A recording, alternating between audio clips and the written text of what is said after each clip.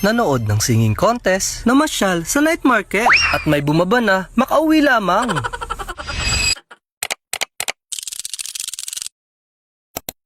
Nainip nga kami at naisipan naming mamasyal muna kung saan-saan, at ang aming napili ay ang Barangay Bukal, which is meron silang night market ngayon. Ang gusto ko nga sana nilakarin na lang namin ang papunta doon, kaso naman na rin naman kasama ko ayaw maglakad, gusto sasakay pa rin kami. At dito nga pala to sa bayan ng Pagbilao, Quezon. At maya-maya rin lamang ay nakarating na nga kami, kaso may nakahara pala sa daan, which is yun yung singing contest. May singing contest pala dito ngayon. At dahil nakakahiyangan dumaan doon sa gilid ng stage, ay umikot kami para masilayan namin kung ano yung nagaganap sa stage at kung saan parte nga ba nakalagay yung night market. Ang daming ang tao. At mas pinili namin na dito kami pumuesto sa may palikod. Kasi sa pool talaga akong pag manonood, lagi ako sa likod at ako'y mahihain nga. Maya-maya rin naman gumit na rin kami dahil nakita ko yung mga kabatchmate ko. Yan ang ninipis nga ng mga baraso ng mga yaan. At dito yata ay magpe-fiesta. Sino bagang mga taga rito, mag-comment nga kahit ako na may imbitahan ninyo at ako'y kakain kahit imbutido.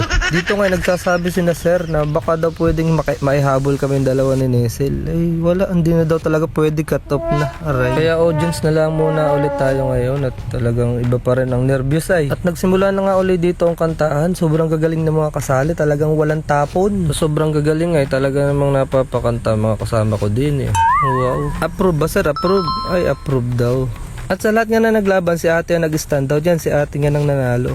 Ate, congratulations. Baka na may Gcash ka diyan. Send mo sa akin, bayaran ko sa katapusan. At shoutout nga pala kay Ashley. O, tamo nga naman. At nang makapag-perform na nga ang lahat, ay namasyal na rin kami sa night market. Dito iba-iba ka nang makikita. May pagkain, may mga damit, may mga kung ano, mga anik-anik na pansabit sa bag. Kaya pumunta ka na sakaling naubusan ka ng ulam sa bahay. Dito ka pumunta, ang dami ditong pwedeng iulam. O siya, magmasid na lang din muna kayo dito sa aming mga nakikita sa paligid.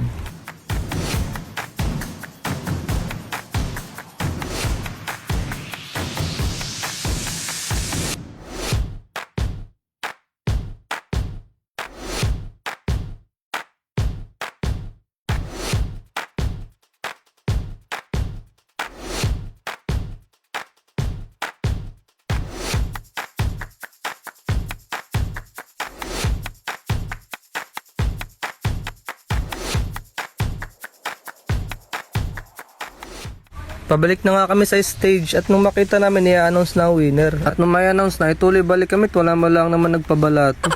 At bago nga kami umuwi, syempre titikman namin muna itong caramel matcha ng drop coffee. Salamat nga pala kay ate dahil nagbigay siya ng previous na straw. Maya-maya rin lang ay kanya-kanya na kaming uwian. Kahit may magse-service nga sana sa amin, mas pinili namin maglakad kasi para naman may banding kami kahit kaunting minuto lang. Yung ganito baga sana ng banding ang inuulit ko.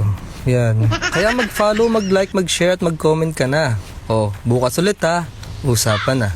Teka. Shoutout nga pala sa lahat na nag-send ng stars at nag-comment sa last video ko.